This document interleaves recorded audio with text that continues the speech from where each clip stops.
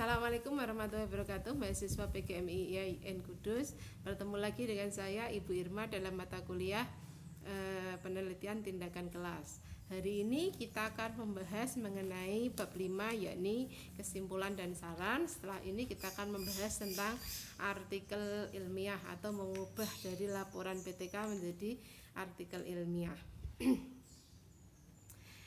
Sebelum kita masuk ke bab 5 kesimpulan dan saran, saya ingin membahas beberapa pertanyaan yang muncul di dalam perjalanan kita membahas dari bab 1 sampai bab 4 kemarin. Pertanyaan yang pertama adalah mengenai tentunya pertanyaan penelitian atau rumusan masalah ya.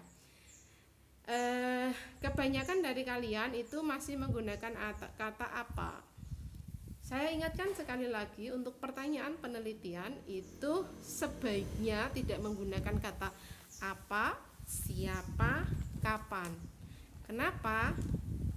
Alasannya adalah ketika kita menggunakan kata apa misalnya ya, apa ini? Apa yang sedang dipegang oleh Bu Irma? Kertas, ya kan? Kertas yang berbentuk persegi panjang atau kertas yang penuh dengan coretan, kayak begitu kan? Nah, apa seperti itu tidak akan jawabannya itu tidak akan mengembangkan satu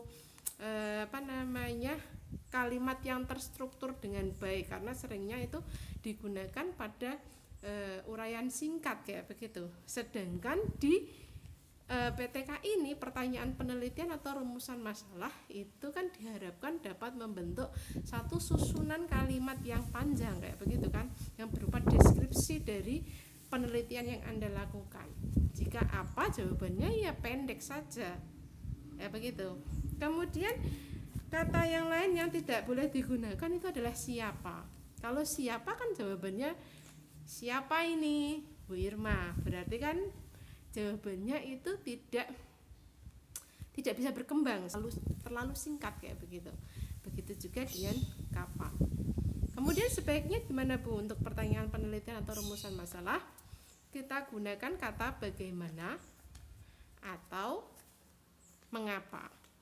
Kalau bagaimana itu kan Anda dituntut untuk mendeskripsikan tentang keadaan atau tentang satu hal. Misalnya kalau saya pegang mikroskop, bagaimanakah cara mengoperasikan mikroskop, atau bagaimanakah cara melakukan percobaan menggunakan mikroskop? Secara otomatis kan nanti akan muncul jawaban-jawaban yang mungkin intinya sama tetapi menggunakan kalimatnya sendiri, atau kalimat yang tersusun menjadi satu paragraf berupa jawaban atas pertanyaan itu tadi, itu bisa terstruktur dengan baik, bisa berbeda antara anak satu dengan anak yang lain. Selain bagaimana, Anda bisa menggunakan kata mengapa. Kalau mengapa kan berarti harus ada alasannya kan?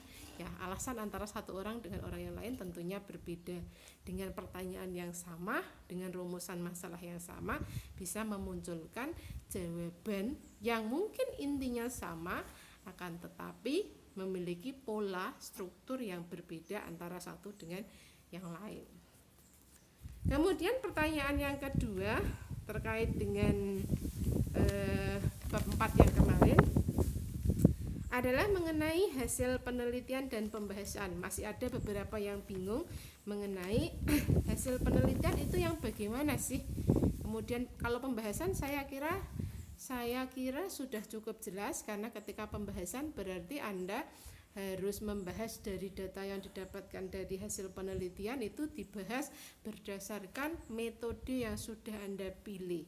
Metode penelitian itu kan ada analisis data atau indikator keberhasilan kan, indikator keberhasilan penelitian. Nah, itu bisa digunakan untuk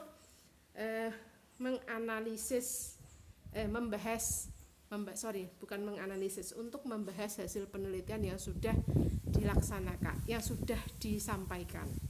Untuk hasil penelitian itu kemarin berisi dua hal, gambaran pelaksanaan tiap siklus, dan yang kedua adalah deskripsi hasil penelitian. Ini bisa Anda pecah, bisa juga Anda jadikan satu. Bagaimana caranya? Kalau Anda pecah itu setelah penulisan bab hasil dan pembahasan itu, kemudian Anda buatlah semacam pembukaan kayak begitu, kalimat pembuka untuk masuk di subbab A titik hasil penelitian. Setelah itu Anda buat lagi satu kalimat atau beberapa kalimat juga boleh. Kemudian kalau Anda pecah itu Anda tulis satu titik hasil penelitian, satu titik gambaran pelaksanaan tiap siklus. Pada poin gambaran pelaksanaan tiap siklus itu isinya apa yang Anda lakukan di saat Anda berada pada tahapan tiap siklus. Misalnya kan kalau PTK itu 2 siklus kan minimal, ya kan? Tapi sekarang ada juga yang PTK yang langsung 1 siklus juga ada. Tapi kalau di sini itu minimal kan 2 siklus. Pada siklus yang pertama itu pada tahapan perencanaan, dimulai dari perencanaan atau planning, itu Anda tuliskan apa yang dilakukan. Oh, misalnya yang Anda lakukan di saat itu adalah Anda merencanakan tindakan apa yang akan Anda lakukan, ya berarti Anda tuliskan di situ. Misalnya dimulai dari diskusi, kemudian Anda masuk ke lapangan dulu, melihat situasi dan kondisi anaknya seperti apa, itu Anda ceritakan gambaran pelaksanaan penelitian.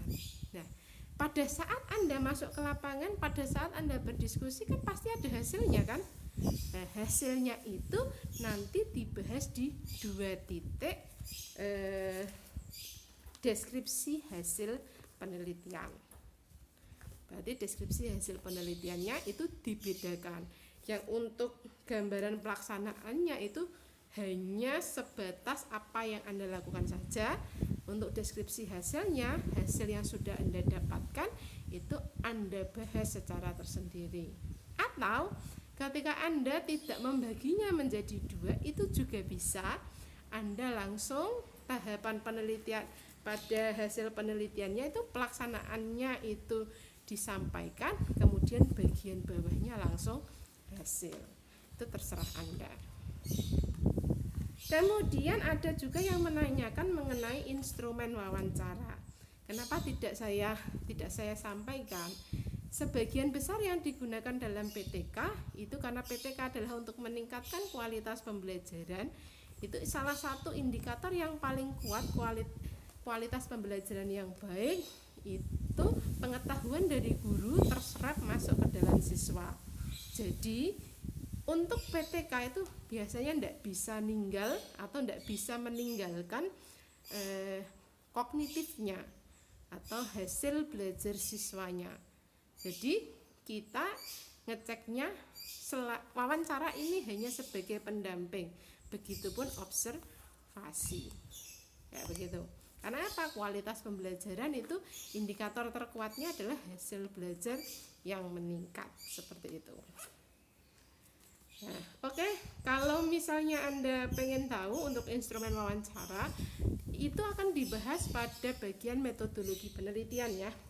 Tapi di sini saya berikan secara singkat saja. Kalau saya dulu membuat wawancara itu ada beberapa untuk instrumennya itu ada beberapa kolom dalam tabel. Itu saya tuliskan nomor maksudnya nomor soalnya atau nomor urutan yang akan ditanyakan.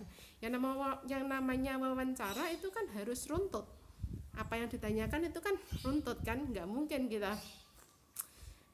kita nanya asal nanya kan, enggak. Ada keruntutan sebelum kita masuk ke dalam poin-poinnya itu apa saja.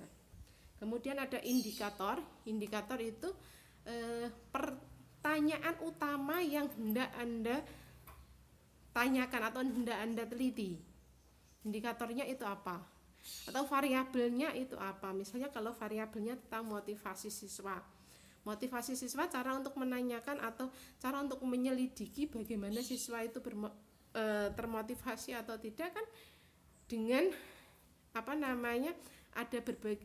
ada berbagai macam pertanyaan untuk memancing hal tersebut kan. Bagaimana sih caranya melihat motivasi siswa? Lazimnya pakai observasi, tapi kalau misalnya mau pakai wawancara kan berarti ada banyak cara untuk memancing supaya komponen variabel motivasi itu tadi bisa keluar. Misalnya, gimana sih perasaan kamu, bagaimana perasaan kamu kalau diajar Ibu Irma, kemudian Bu Irma kalau ngajar gimana, terus galak enggak, lah seperti itu loh.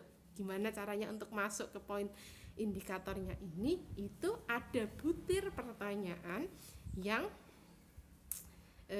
bisa Anda tuliskan di situ untuk mengawali atau untuk urutannya itu supaya enggak kacau kayak begitu, supaya jelas sistematis kayak begitu. Kemudian setelah kolom nomor indikator ada kolom yang namanya butir pertanyaan. Tapi di sini di wawancara itu tidak ada bobotnya. Bobotnya itu tergantung dari apa yang penulis atau peneliti nilai. Jadi itu sangat subjektif sekali. Kayak begitu ya.